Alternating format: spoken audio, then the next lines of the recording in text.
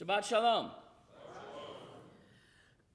On the Shabbat before Passover, it is the custom that the rabbi give one of the lengthiest, if not the lengthiest, and most complex discourses of the year. I had some specific requests that today's sermon be even longer than usual, but sorry to disappoint. However, I do want to share a thought with you as we are preparing for Passover. At the Seder every year, one of the first songs that we sing after we have washed our hands, dipped some lettuce, and broken a matzah, the first song that we really sing as a group goes something like this. Halachmanya diachalu avatana be'arade Mitzrayim kol dichtin yete ve'echol kol ditzrich yete ve'yifsach. And so for those of you who don't speak the traditional Aramaic in which that is composed, it reads that this is the bread of affliction that our ancestors ate in the land of Egypt. All who are hungry, come and eat. All who are in need, come and have the Passover. And there are many contradictions in that passage. So one is, halachma da'anya, this is the poor bread our ancestors ate in Egypt. If you read some of the accounts of the Exodus, when did they eat Egypt? When did they eat matzah, rather? They were leaving Egypt, and they were in a hurry, and had the dough on their backs, and they didn't have time for it to rise. So they're actually eating matzah when they left Egypt, not when they were in Egypt. That's for a different sermon. Also, let all who are hungry come and eat is actually a cruel joke, given that dinner is still an entire magid away, right? Like the Seder, you get great.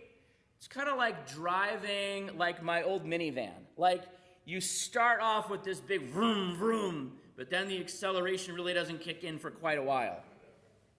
Right? Basically, you get all started, kadesh, urchatz, karpas, yachatz. This is great. We got through 4 signs of the Seder in like 10 minutes. We'll be eating brisket in no time. But then you kind of get bogged down because there's like 60 pages of Magid to be confronted. So to sing halach ma'anya, come and eat, is actually a little bit of false advertising because there's not going to be any eating for quite a while. But the thing that I want to encourage you to think about this morning as we think about halach ma'anya is this. Kol dichtin yete v'yechol, let all who are hungry come and eat. Kol ditzrich yete v'yifsach, let anyone who is in need have the Passover.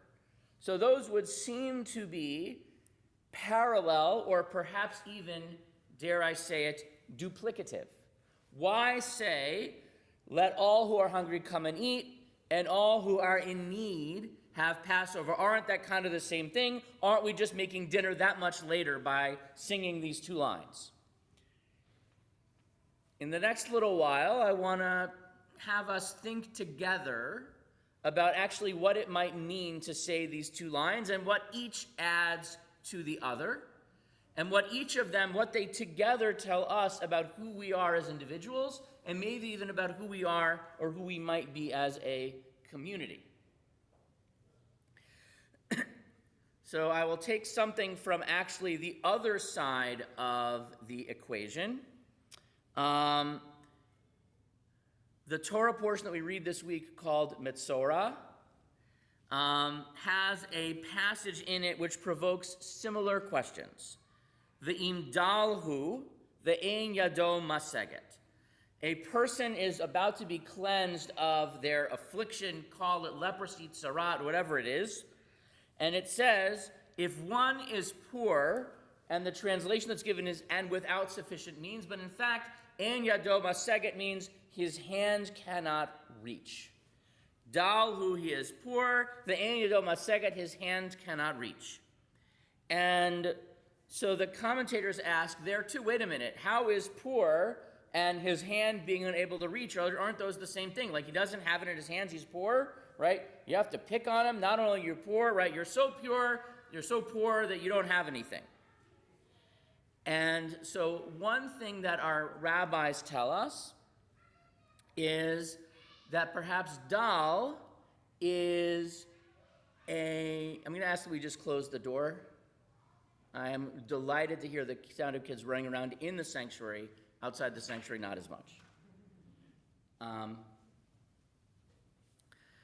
So v'im dal hu.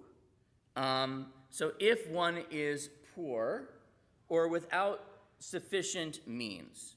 So the explanation that some sages give is that dal is a permanent state of being, right? Or dal is like I am poor. Eno yodel matseget means I don't have it right now, right? So dal is sort of like a general financial state. And yodel matseget is, well, I will gladly pay you Tuesday for a matzah burger today, right? I will have it, I just don't have it at the moment. And so that either is the case, right? That someone might be poor as sort of through their whole life they are lacking, or it might be, that the wheel turns and sometimes you're up, sometimes you're down. One way of looking at it, the rabbis actually also explore in the Talmud, what if you have a loan, so it's not actually your money, but you do have cash on hand? Do you have to bring the poor person's sacrifice or the rich person's sacrifice? A little bit off topic for us, but wrestling is, what does it mean to be impoverished versus to not have your hand be able to reach, right? What if someone offers to subsidize your sacrifice for you? Do you need to take the money? Or is the fact that you are poor, even if your hand can reach, enough? But I'm actually going to suggest to you that there's something different going on here, which is that there are different kinds of lack. That there's actually more than one way of not having something. So there's the person who is poor, and there's the person whose hand can't reach. And in that context, we can come back to halach ma'anya, and it makes a little bit more sense. So, kol dichvin yeteva yechol, there are some people who are literally physically hungry, right? If you've seen what matzah costs this year, they literally cannot afford to have a Seder. They are physically hungry. The cupboard is bare. And so by inviting them, I am doing the mitzvah of feeding those who are in need, and excellent. Kol ditzrich yeteva yifsach is a different category of thing, because there are plenty of people who could certainly afford to order Uber Eats, right, for that night. Like, the pantry is full. The question is, are they interested in having a Seder or not? So, kol ditzrich yeteva yifsach is not, I am physically needy. The question is, do I even know, do I even know that I need a Seder? Or do I think that I need a Seder? And those are two very different things. So kol dichvin is, if you will, the dal, right? The person who just doesn't have it. Kol ditzrich is the person whose hand is not extended. The person who says, I could get it if I wanted, but I'm not reaching for it. It's not important enough to me to extend myself. As human beings, there was a psychologist named Maslow, a sociologist, who talked about different levels of need, right? And so food and shelter, and then you sort of move up the ladder of physical safety, and then eventually you get to things like Xboxes and vacation homes. But you start with much more basic things. And the truth is that we as humans have different kinds of needs, and sometimes I think we don't even realize that we're trying to, we do something that will fulfill one need, not realizing that there's another need that we have to fulfill more. So for example, I have a friend who is a therapist who deals with eating disorders. And one of the things that she shared with me is that sometimes people will eat not because they are physically hungry, but because they're in need of something else, but the way that their mind interprets that is, I'm hungry, I need food. But in fact, the hunger is not for food, but for something else. And so people sometimes are not able to differentiate what kind of hunger they actually have. And in our search for meaning, the question is, what are we hungry for? Because I promise you, very few people are physically hungry for matzah, right? Very few people wake up in the morning and say, oh, I hope there's matzah in the pantry today, other than those 8 days of the year. A few do, right? I was actually reading recently that those who are incarcerated at Rikers Island, if you're on the kosher food plan, you actually get matzah year-round because it is a guaranteed source of kosher bread, requires minimum storage, and it turns out that the market for non-kosher Passover matzah is pretty flat.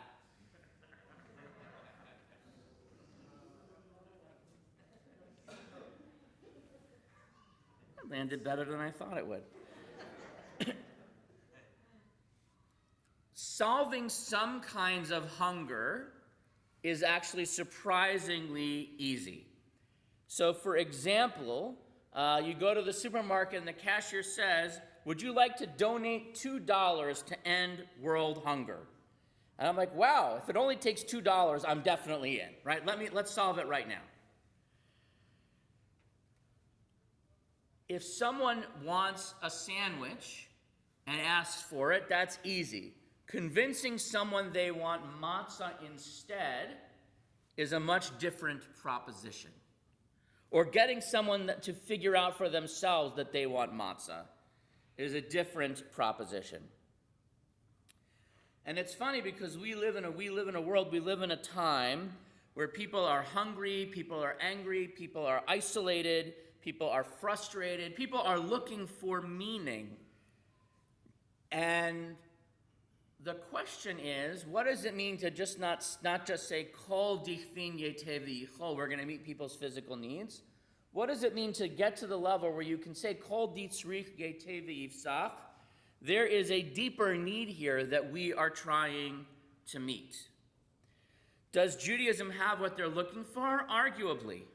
Do they know that? Maybe not. So as we approach this Passover, there are definitely those who are kol dichvin.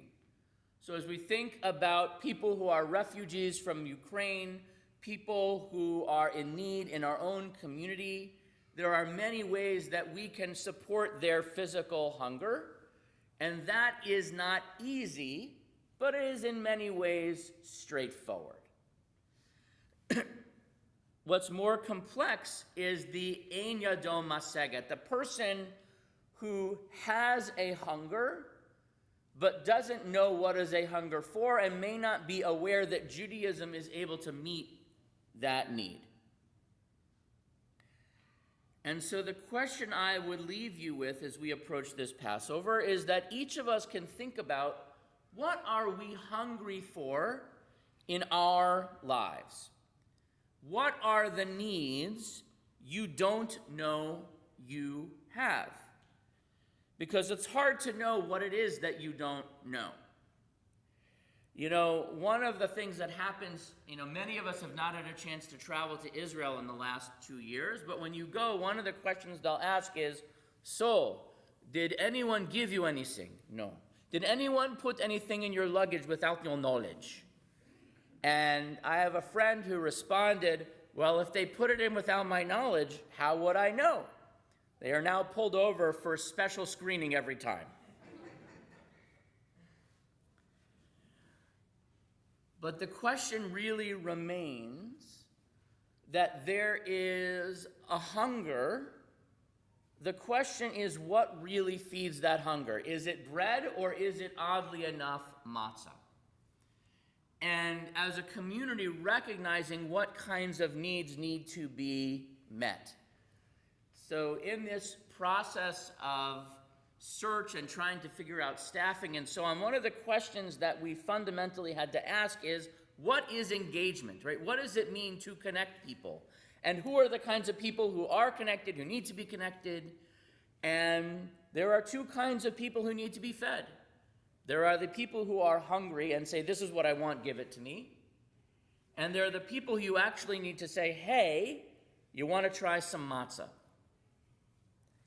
And so as we sing Kol Dichvin Yetev V'Yichol, Kol Ditzrik V'Yetev V'Yisach, this Seder, with the people who we are fortunate to be at with Seder, basically, look, the fact that we are here kind of indicates to some extent what kind of hunger we might have, what kind of needs we need to be filled. I would like to point out that let alone the 700 or so families that are not in either of our services today, all the people out there whose synagogue choice is none of the above, there is a lot of Kol Ditzrich Yetev V'Yifsach to be sung this year.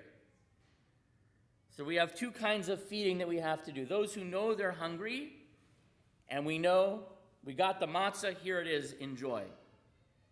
And then we've got the people who have to be invited in a different way. And Halach Ma'anya tells that they both need to be served. Shabbat Shalom.